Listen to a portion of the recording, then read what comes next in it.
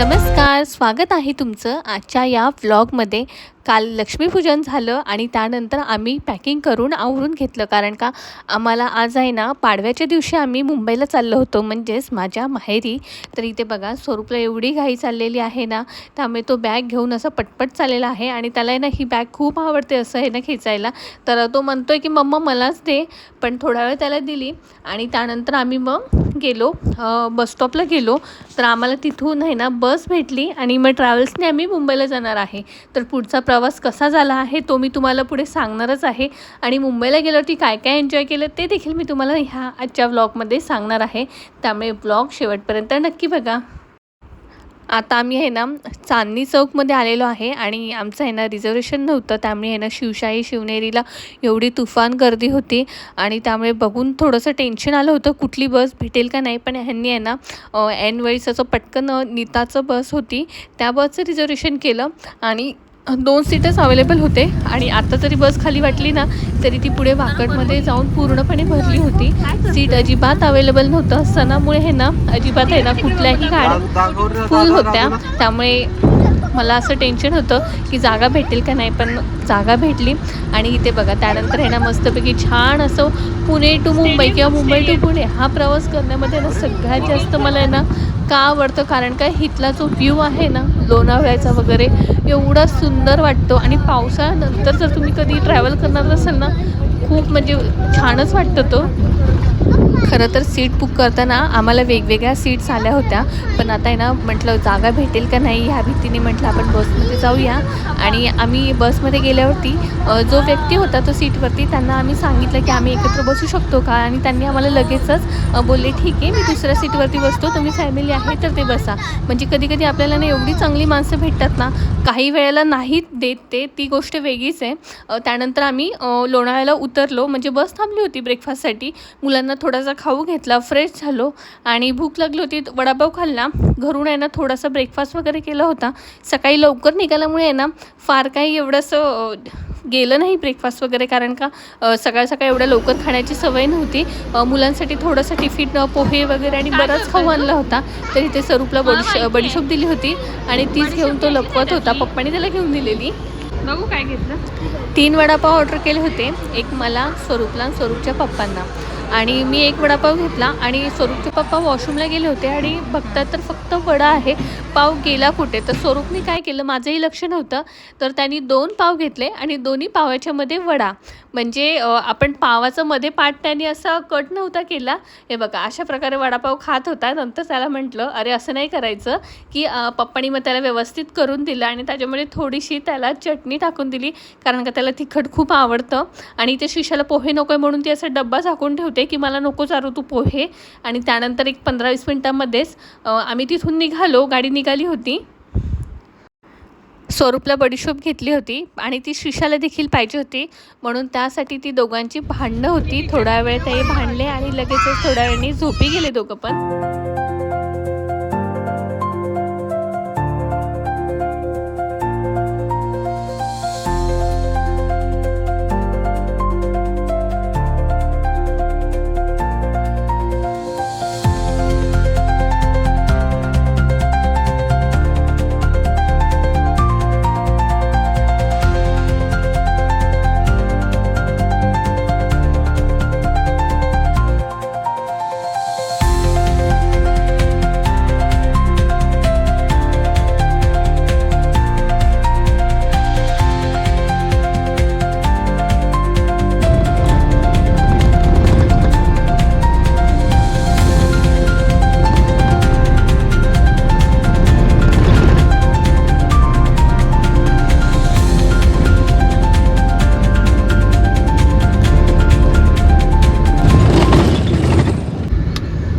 आता मुलं झोपल्यानंतर स्वरूप आहे ना डायरेक्ट नवी मुंबईच्या पुढेच, म्हणजे दादरच्या पुढेच उठला, तोपर्यंत अगदी निवांत झोपला। श्रीषा लवकर उठली होती आणि हे बघा उठल्यावरती छान असा खेळत होता, त्यामुळे आहे ना ट्रॅव्हलिंग देखील खूप छान असं वाटलं की मुलं आहे ना खेळत होती, एन्जॉय करत होती।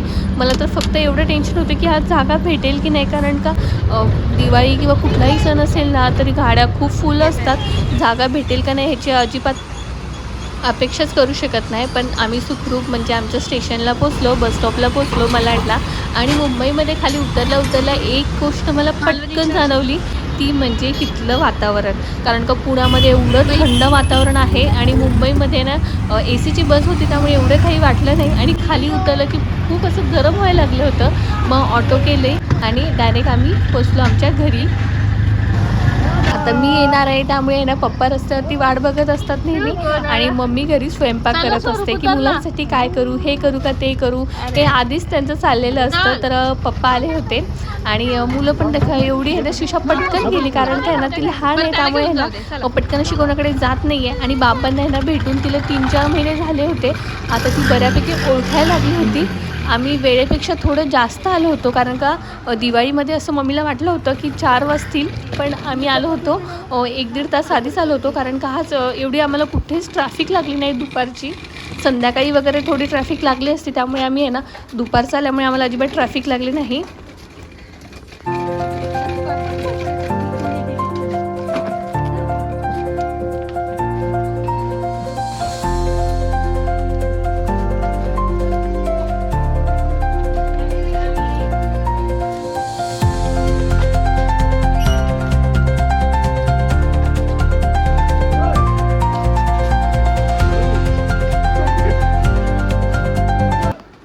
फायनली आम्ही आमच्या घरी पोचलो आणि इथे घरी पोचण्याआधी आम्ही मिठूला हाय केलं आणि इथे मम्मी आली आणि मम्मीने नेहमीप्रमाणे मुलांवरून तुकडा उतरून टाकला. त्यानंतर फ्रेश झालो, थोडा वेळ बसलो कारण का गरम भरपूर होत होतं. आणि इथे बघा हा आमचा दिवाळीचा पहिला फराळ. कारण का हा फराळ आम्ही आहे ना खूप मिस केला. यावेळेस फराळ बनवला नव्हता आणि त्यामुळे मस्तपैकी छान चपाती भाजी आणि आजीने ना खूप खेळणी अशी घेऊन ठेवली होती. त्यामुळे शिशा खूप खुश झाली होती. अशी नवीन पण खेळणी होती आणि तिच्या बड्डेची देखील काही भरपूर आधी खेळणी इथेच ठेवून गेली होती. म्हटलं मुलं जेव्हावेळी येतील ना त्यावेळी म्हटलं त्यांना इकडे देखील खेळायला होईल. तर सगळ्यांनी छान असं जेवण एन्जॉय केलं. मुलांना ना बरेच दिवस झालं शंकरपाळी चकली खायची होती ती दिली त्यांना. आणि मला आहे ना सगळ्यांपेक्षा मला खाऊ वाटत होता ते म्हणजे वरण भात. कारण का वरण भात कोणाकोणाचं फेवरेट आहे ते मला नक्की सांगा. मला माझ्या मम्मीच्या हातचा आहे ना वरण भात खूप आवडतं आणि त्याच्यावरती लोणचं. तर इथे स्वरूपचं बघा गरम त्याला ना अजिबात सहनच होत नाही म्हणून AC लावला. तर इथे माझी फ्रेंड आलेली आहे.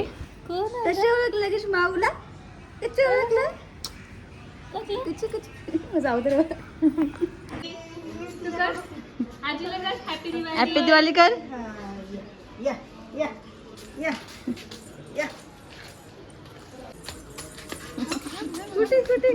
सगळ्यांना भेटलो कारण मुंबईला गेल्या आधी आहे ना मी सगळ्यांना भेटून येते. माहेरी असल्यावरती असंच आहे की अरे वा आपण सगळ्यांच्या घरी जातो वगैरे किती छान वाटतं. आणि त्यानंतर संध्याकाळी रांगोळी काढली.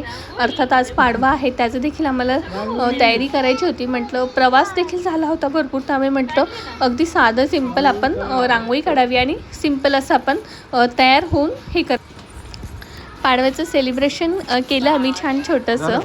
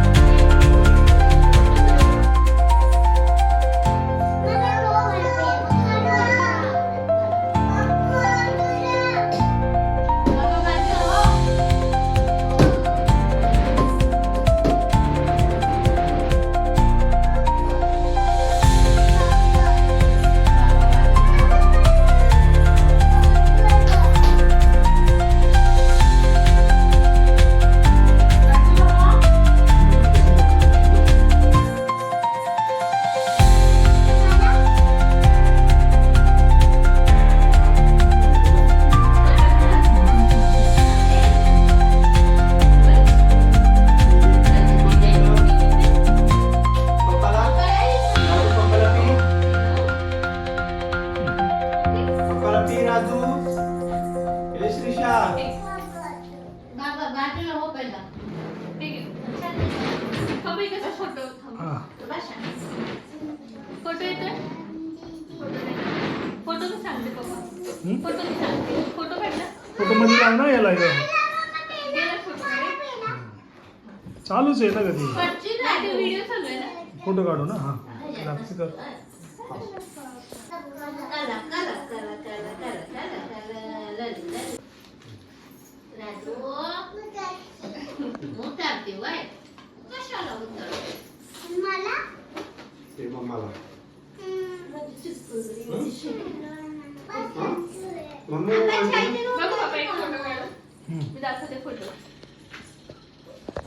काय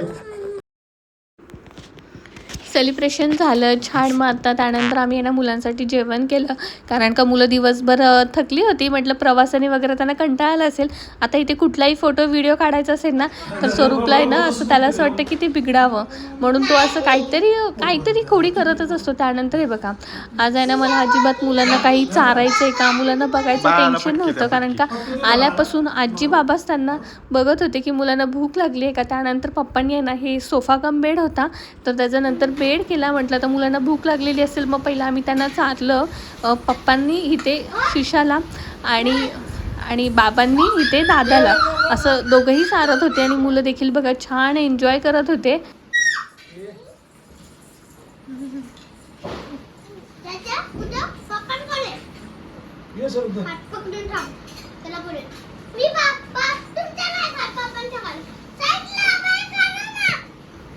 आता इथे ना भाजीसाठी मला थोडंसं शेंगदाण्याचा कूट हवा होता. मम्मी बोलली मी पटकन तुला आहे ना मिक्सरमध्ये करण्यापेक्षा असं ग्लासमध्येच करून देते. तर इथे बघा मुलं बघा तिघंही आजीला हेल्प करतायत. आणि जेवण झाल्यानंतर शिशा लवकर झोपली आणि वॉकिंगला गेले असताना ह्यांनी हा व्हिडिओ काढला होता की बाहेर असे फटाके फोडताना. आणि त्यानंतर मी माझ्या फ्रेंडच्या घरी गेली.